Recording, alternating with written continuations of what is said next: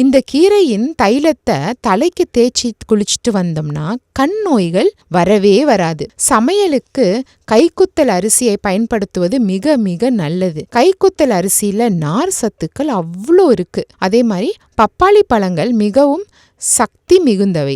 வாரம் ஒரு முறை பப்பாளி பழம் வாங்கி சாப்பிடுவது கண்களுக்கு ரொம்ப ரொம்ப நல்லது. அதிக நாட்கள் உணவு ஃப்ரிட்ஜில் வைத்து சாப்பிடுவதை தவிர்க்க வேண்டும். அப்படி வைக்கப்பட்ட உணவுகளில் சத்துக்கள் குறைந்து விடுவதோடு உடல் ஆரோக்கியத்துக்கும் அது தீங்க ஏற்படுத்தும். தினசரி சிறு துண்டு பைனாப்பிளை தேனில் ஊற வச்சு அந்த தேனை 2 வாரம் சாப்பிட்டுட்டே வந்தோம்னா கல்லீரல் ஆரோக்கியமாக இருக்குமா. பலமான விருந்து காரணமாக ஜீரண கோளாறுகள் ஏற்பட்டுச்சுன்னா புதினா, தேன், எலும்பிச்சை சாறு ஆகியவற்றில் ஒரு ஸ்பூன் கலந்து சாப்பிட்டுட்டு வந்தோம்னா போதும், கல்லும் கரைந்து விடும் அப்படின்னு சொல்லுவாங்க இல்லையா, அது மாதிரி அப்படியே அது கரைஞ்சு போயிடுமா. கேன்சர் செல்களை